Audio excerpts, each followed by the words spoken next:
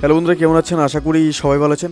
বন্ধুরা, কিশোর গ্যাংয়ের বিরুদ্ধে এবার অল আউট অ্যাকশনে যাবে র্যাব, এরকমটা কিন্তু বড় আপডেট কিন্তু আমাদের সামনে এসেছে। অবশ্যই আমরা এই বিষয়ে বিস্তারিত আলোচনা করব। তার আগে আপনি যদি এই চ্যানেলে নতুন হয়ে থাকেন, অবশ্যই চ্যানেলটি সাবস্ক্রাইব করে আমাদের পাশে থাকুন এরকমই নিত্য নতুন রাজনৈতিক এবং সর্বশেষ আপডেটগুলি সবার আগে পাওয়ার জন্য। তাহলে চলো বন্ধুরা, শুরু করা যাক।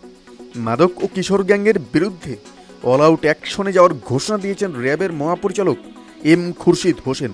তিনি বলেছেন যে বর্তমানে বাংলাদেশ হচ্ছে মাদকের একটি ট্রানজিট রুট। এ থেকে বাঁচতে হলে সবাইকে সম্মিলিতভাবে মাদকের বিরুদ্ধে পদক্ষেপ নিতে হবে। আন্তর্জাতিক মাতৃভাষা দিবস ঘিরে কেন্দ্রীয় শহীদ মিনার প্রাঙ্গণে নিরাপত্তা ব্যবস্থা পরিদর্শন শেষে সাংবাদিকদের এসব কথা বলেন র্যাবের মহাপরিচালক।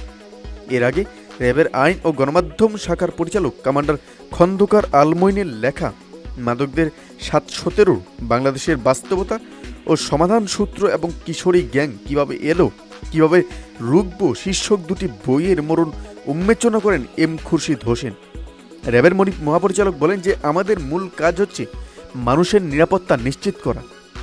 আপনারা জানেন, রাজধানী মোহাম্মদপুরে, মিরপুরে এবং এই কিশোরে গ্যাংয়ের বিস্তার খুব বেড়ে গিয়েছিল। এতে র্যাব অভিযান পরিচালনা করে বেশ নিয়ন্ত্রণ আনতে সক্ষম হয়েছে। এক প্রশ্নের জবাবে র্যাব ডিজি বলেন যে কেন্দ্রীয় শহীদ মিনার প্রাঙ্গণে 7টি সিসি ক্যামেরাও লাগানো হয়েছে, যেগুলোতে 360 ডিগ্রি অ্যাঙ্গেলে কাজ করবে।